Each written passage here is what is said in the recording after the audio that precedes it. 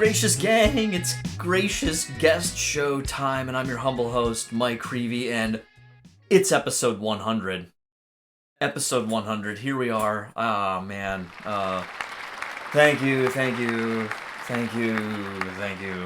You know, it's funny, this is actually the second time I've reached 100 episodes on a show that I host, and the first time was actually a show that I hosted a couple years back called The Ever Ancient, Ever New Show, and some of you might remember that, either listening to that or me mentioning it at least. It was a program that I ran as a volunteer at Holy Family Radio, which was the Catholic station that I then worked at for a little while.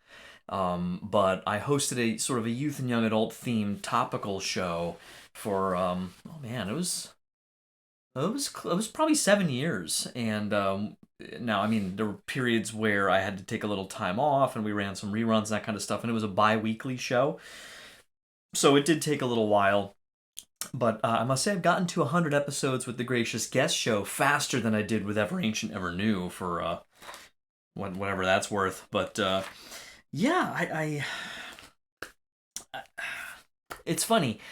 This isn't going to be a really long episode today, and it's actually going to be primarily an advertisement for episode 26 of this show. So don't leave. Don't leave. If you have no idea what I'm talking about, just wait. First of all, a couple preliminaries. You are watching the Gracious Guest Show. If you're not familiar with the Gracious Guest Show, it is a YouTube series slash podcast. I do the podcast version of it as well, where wonder and awe are basically front and center.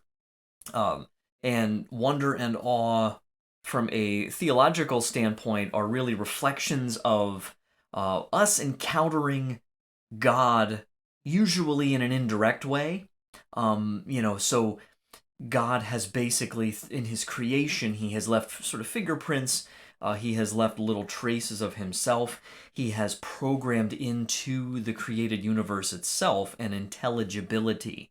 What does that mean? Well, when I look out into nature, when I look out into the stars, when I look at even human storytelling, there are patterns. There are built in to the very fabric of of nature itself, things that are meant to be seen and patterns that are meant to be noticed. It's very much by design. It's not just an accident. And so God has given us these basically as little sort of breadcrumbs to himself, in a sense, you could say. And what's so cool is, these realities show up, these encounters with the astonishing, with the miraculous, with the awe-inspiring, with the inspirational.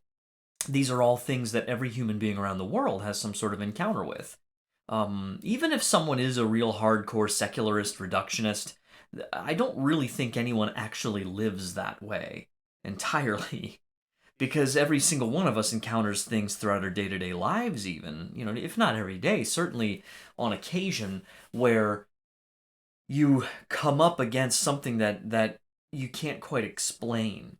Something that seems like a barrier to your human experience, but in that moment, you sort of simultaneously see or encounter that barrier beyond which you can't really go of your own volition, but you're being touched, you're being connected with from outside it.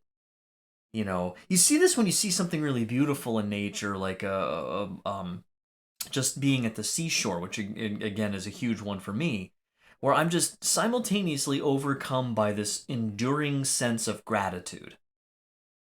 Well, gratitude is meaningless unless there's someone to be grateful to.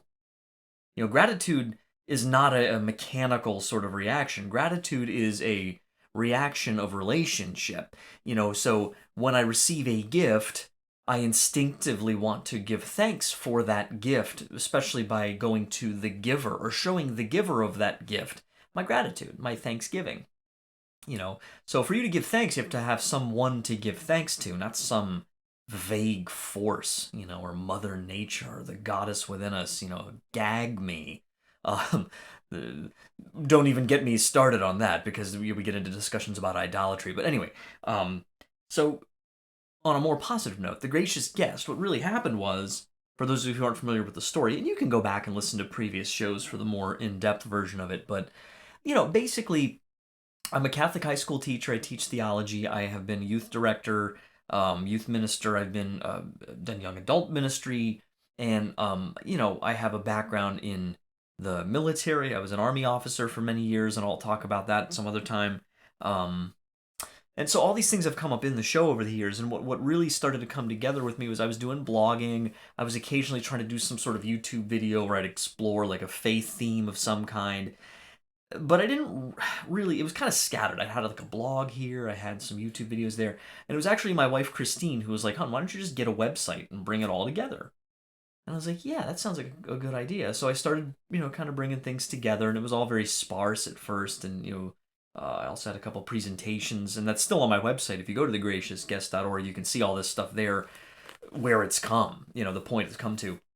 And so anyways, I had all these things like talks I was giving and that kind of stuff, and I had it collected there. I kind of got a Wix website. Big shout out to Wix. I love Wix. And what all of a sudden happened was I was looking to rebrand, basically. I had a former sort of name for the blog I was using, and I was in prayer in the chapel at the school I was teaching at, St. Joseph's Catholic Academy in Boalsburg near Penn State, and it just hit me. I was reading the scripture. I hit Ephesians 3:17, which, if you look at thegraciousguest.org, actually is right at the top of the main page, which is why I always direct people there, for things like this. That Christ may dwell in your hearts through faith. Paul talks about this wish that Jesus will dwell in our hearts through faith. That's not just a cute little analogy or a metaphor. He's literally talking about Jesus living in and through us. And this really, what hit me was I instantly got this idea of gracious guest. I mean, how much more gracious of a guest could you possibly be than Jesus? And this incredible, profound reality that God himself took on a human nature, a true humanity, so that he could be a guest in his own house, basically, in his own creation. And so he lives a full human life, and he goes through all of the things that we go through so that he can experience that, and that there's nothing we can go through that he hasn't been through himself. And so that really is where I'm always going at with this is, in the context of Jesus, in the context of Christianity, more specifically in the context of the Catholic Church, Catholic faith, if God himself puts that high of a premium on taking seriously and respecting his own creation and living according, in a sense, to its own rules, its own frame of reference, its own sort of mechanisms and patterns, right? He comes and lives a real human life. He experiences sunrise and sunset. He experiences even pain and suffering. He experiences even death, but also joy, friendship, human friendship, relationships, appreciating beauty and culture and architecture and all these kinds of things. I mean, he made stuff. He was a workman. He was a carpenter. He was a construction worker. He employed beauty in what he did. Beauty which followed patterns that he, as God, had created in the first place. So all this is to say that the things that I really love, great movies, great books, architecture, great recipes, which we're going to do more on that in the future. But these are the themes that show up on The Gracious Guest all the time. That's why I interview people like my friend Anna Camacho, I just spoke to in a couple episodes ago, about the scents, candles, making something that evokes a prayerful atmosphere. Interviews I have coming up with Catholic artists, with musicians, with people who are living out their Christian faith. And this, by the way, I keep saying Catholic. This is not just a Catholic channel. I don't want you to think if you're not Catholic, you're persona non grata. Please, everyone is welcome here, and that's kind of my point. I mean, C.S. Lewis is probably the person, the next to Jesus, he's probably the person that I talk about the most on this channel. My next episode will be about why you should read C.S. Lewis.